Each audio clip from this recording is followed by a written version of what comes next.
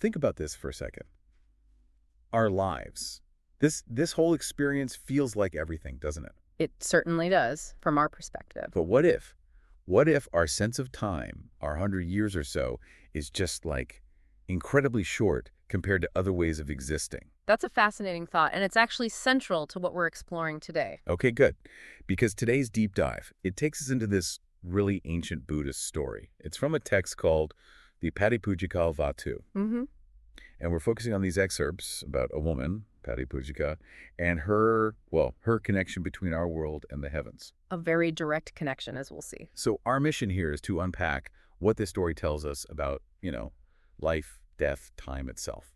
Especially useful if you're looking to grab some deep insights quickly, maybe see things from a totally different angle. Exactly. It's an ancient narrative, but the questions it raises about existence and perception, they're timeless.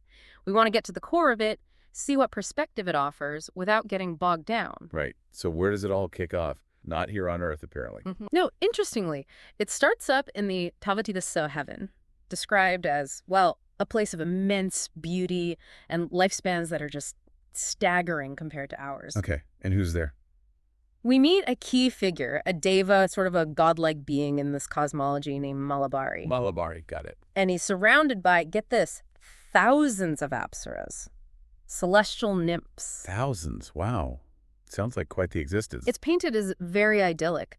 The scene opens with Malabhari in a garden, and he's being adorned with flowers by 500 of these. Well, deva maidens. They're clearly devoted to him. 500. Okay. Sounds like a pretty good Tuesday for Malabhari. You could say that, but then things take a very sharp turn. Uh-oh. What happens? Right in the middle of this beautiful scene, one of the deva maidens, she's on a tree branch, maybe gathering flowers, and she falls. Oh, no. And she dies. Instantly. The text says her life just extinguishes like a lamp flame. Just gone. Wow, so sudden. Extremely sudden. It's a pivotal moment. But that's not the end for her, is it? The story follows her. That's right. It doesn't just end there. She's immediately reborn. Not back in Tavatimsa, though.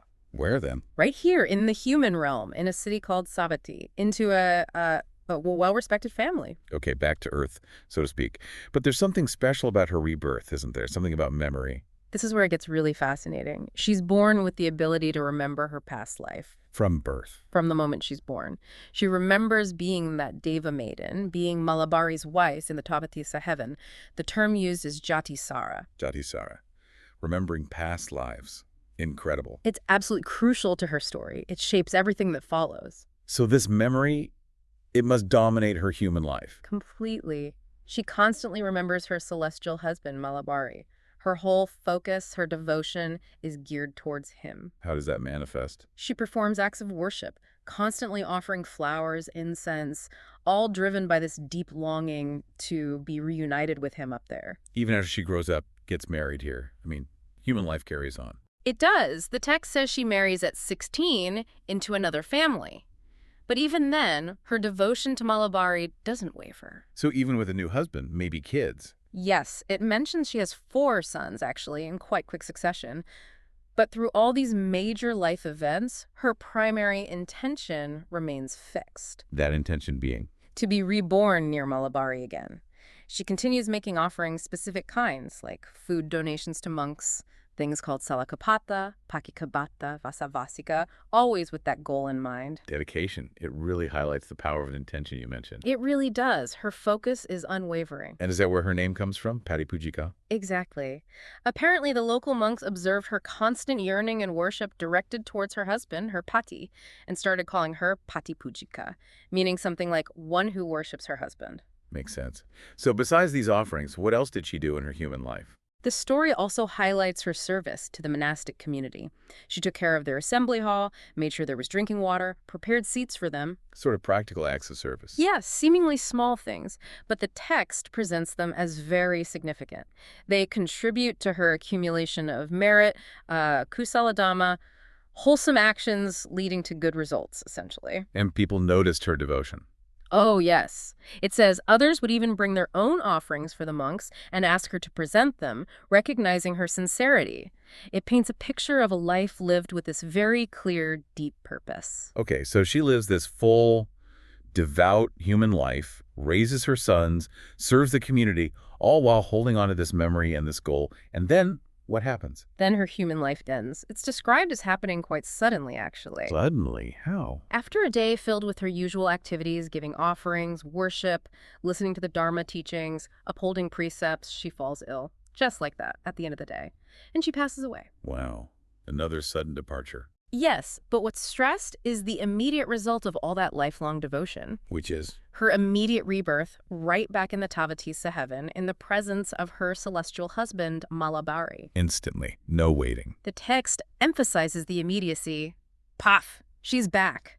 It directly links her actions and intention to this outcome. Okay, now let's flip back to Malabhari's perspective.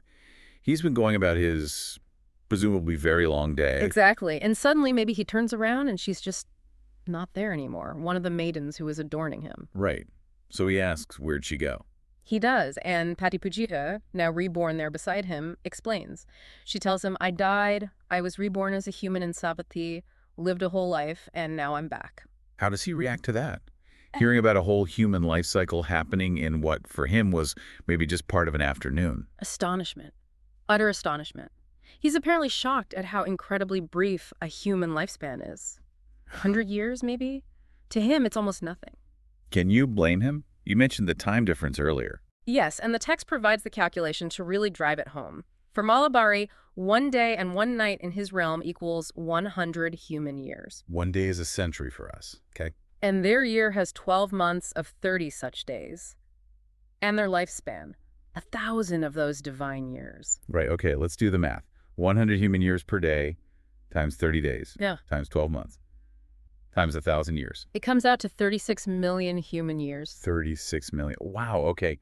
Our entire human history, multiple times over, fits into their lifespan. Exactly. So you can see why a single human life seems unbelievably fleeting from his perspective. No wonder he's astonished. Does it say more about his reaction?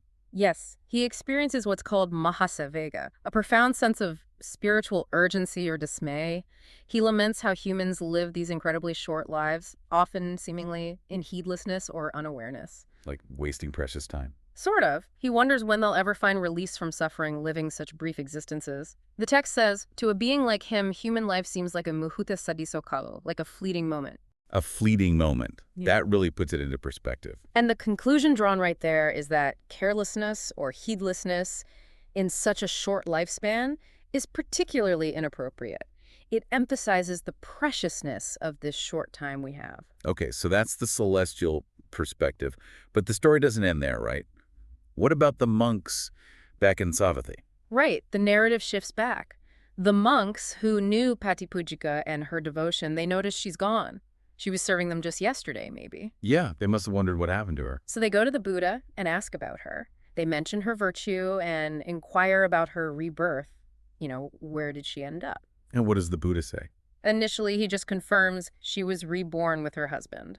Which must have confused the monks, right? They knew her human husband. Exactly. From their human viewpoint, that didn't make sense.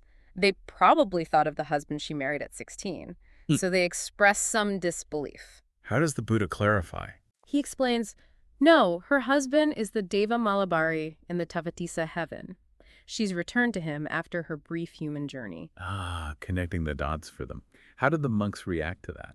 They have this poignant realization themselves, reflecting on just how short and fragile human life is. They remark on it, you know, she was serving them just that morning, and by evening, she was gone, passed away. It really drives home the impermanence, doesn't it? It does. And it's at this very point, responding to the monk's reflection, that the Buddha delivers a specific teaching, a verse. What's the essence of the verse? It uses the analogy of someone gathering flowers.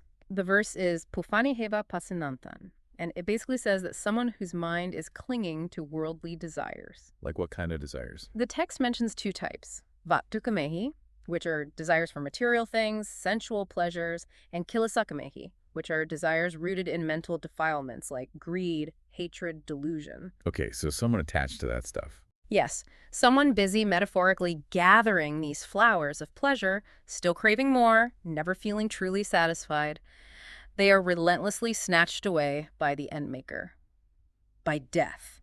So, like the gardener picking flowers, death just comes and takes us while we're still preoccupied with wanting more things, more experiences. That's the core idea. We're so absorbed in pursuing these fleeting pleasures, these attachments, that we're unprepared, still unsatiated, when death inevitably arrives. That's a powerful image. Very powerful. And the story concludes by noting that after hearing this teaching, many in the audience attained Savatthi, Which is? the first stage of enlightenment in Buddhism, stream entry. It shows the profound impact of understanding this message about attachment, impermanence, and the nature of desire. So pulling this all together, this ancient story, wow. It really hammers home the vast difference in how time can be perceived, doesn't it? Absolutely. Between realms, between beings with vastly different lifespans. And it highlights the power of, focused intention. Patipujika's devotion really paid off in her term. Her consistent actions, driven by that specific goal, led directly to her desired rebirth. The story makes that link very clear. But maybe the biggest takeaway is just how fleeting our human lives appear from that wider cosmic viewpoint. That sense of Mahasavega, that feeling of urgency Malabhari had, it's meant to resonate, I think. Yeah. And for you listening, maybe you're looking to absorb ideas quickly. Well, this story packs a punch, doesn't it? It gives you a really memorable, potent way to think about our own existence. It definitely does. Which brings us to a final thought, perhaps. This deep dive into Patipujika's story, it really leaves us with something to mull over, doesn't it? Yeah. What's that? Well, if you really take on board this perspective, the sheer brevity of human life as seen from the heavens, this fleeting moment idea, what does that actually imply for how you choose to spend your own time and energy? That's a big question. It is. What flowers, to use the Buddhist metaphor, are you spending your life gathering? Are they things that truly satisfy? Or are you caught in that cycle of craving, only for it all to end abruptly? It definitely pushes you to think about priorities, about what really matters in this potentially very short time we have. Precisely. It's an invitation to reflect on impermanence, and maybe, just maybe, to reconsider what you're reaching for.